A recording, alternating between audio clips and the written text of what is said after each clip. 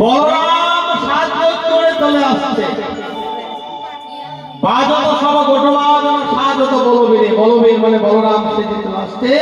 মদে ঘুরবে না অনুযোগ বলো মানে মদে মারা হয়ে চোখগুলো যেন বন বন বন বন বন করে ঘুরছে।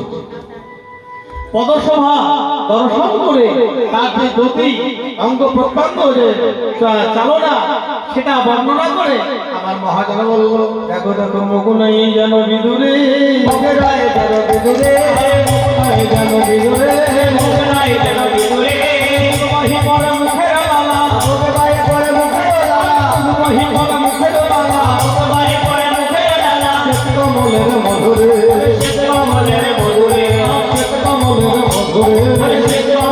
মধুরে মধু ঝুলে ঝুলে ঝুলে পড়েছে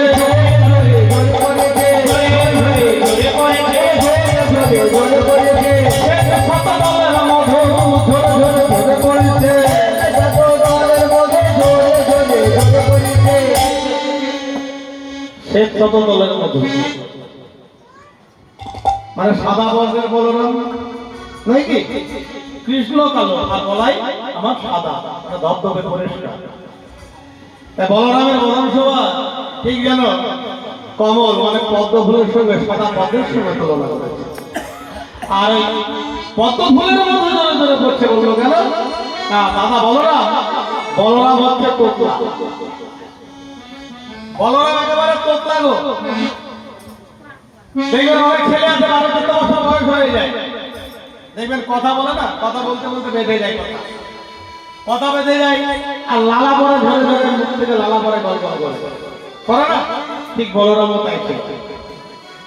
এইবার বলরাম ভাবান্বিত হয়ে যখন চলে আসছে বদরতে গল গল গল গল করে মধু ধরে ধরে করছে। যে মধু ভক্ত ভ্রমণ পান করেছে হরিবল সে তো হলো এক কথা। বলরামে মনে মনে ভাবছে তাই তো অনেক বেলা হয়ে গেল, তাড়াতাড়ি চল তো ছুট তাড়াতাড়ি চলতে চলতে ছুটতে ছুটতে বলরামের ভাবনা কে রে বাচ্চা ছেলে কে রে কেন কাকে বলছে আপন তনু ছায়রি হেরি আপন তনু ছায়রে হেরি আপন তনু ছায়রি হেরি আপন তনু ছায়রে হেরি রক্ষা বেশ হইয়া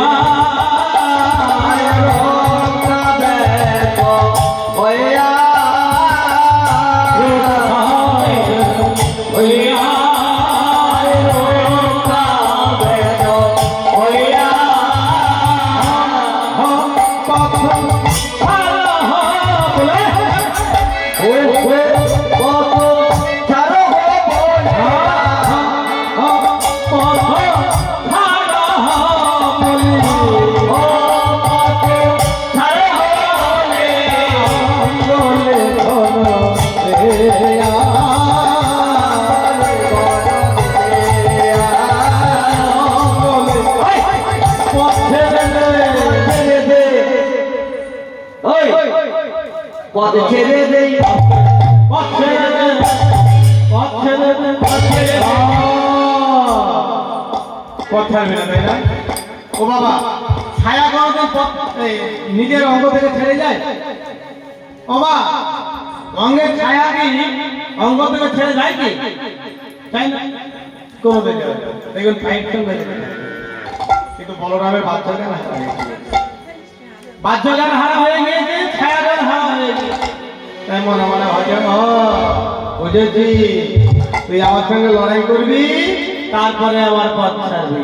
তবে একটা কথা শুনে রাখ, তুই লড়বি বটে পারবি না, পারবে না, লড়বি বটে পারবি না, লড়বি বটে পারবে না, লড়বি বটে পারবি না, লড়বি বটে পারবে না।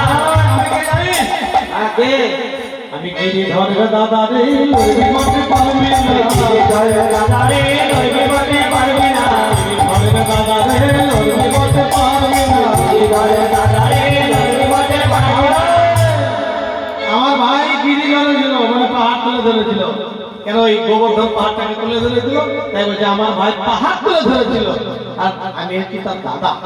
হ্যাঁ, আর সে আমার ভাই, সে আমার সঙ্গে লড়াই করবি, সরে যা, আমার পথ ছেড়ে দে।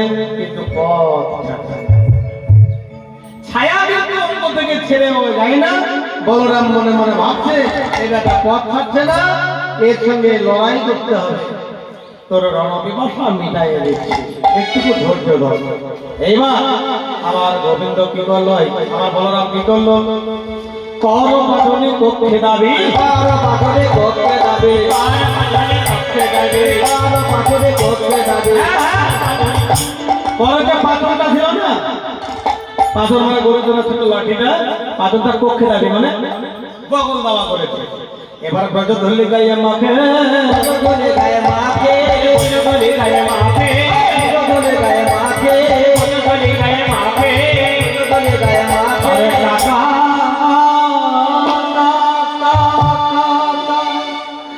কানাইয়া বলিয়া,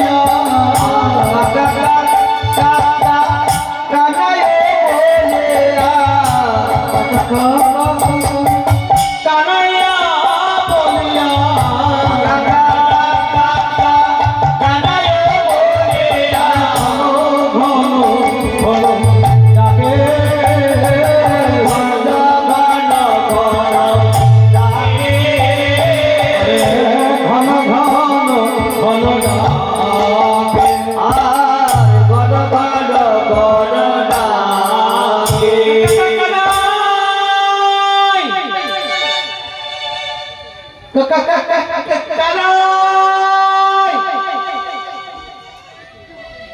ও ভাই কানাই, বাবা কানাই কানাই বলে ডাকছে কেন? বলরাম এবং শাখা সবাই জানে, শাখাদেরকে একদিন আমার ভগবান বলেছিল, রে যদি তোরা কোনোদিন বিপদে মরিস, কোনো বিপদে মরিস, বিপদ ভাঙান হলে বলে যদি আমায় ডাকিস, তাহলে তৎক্ষণাৎ আমি এসে তোদেরকে রক্ষা করব। সেই কথা মনে করে নিয়েছে ভাই বলরামে। তাই বলরাম রাখছে আর বলছে, ভাই কানাই রে, কানাই রে, ওরে আমার কানের ভাই কানাই,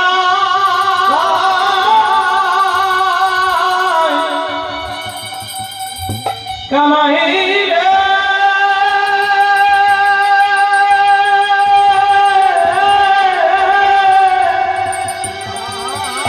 প্রথমে আমার বড়ই বিপদ হয়েছে,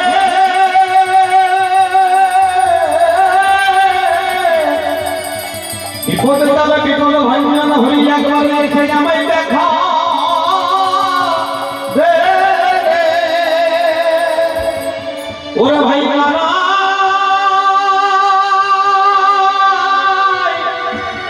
বিপদ ভাঙা মধুসূদন,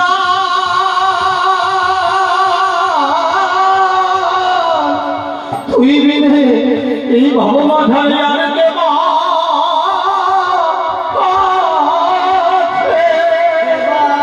ভাই কানাই রে,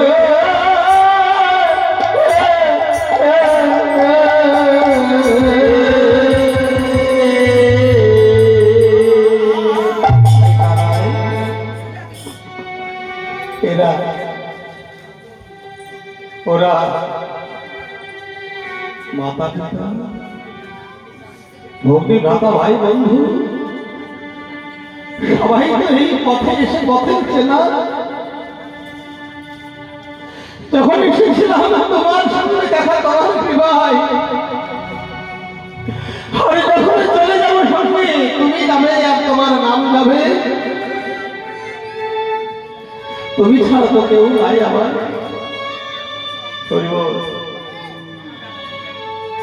সত্যি তো তাই।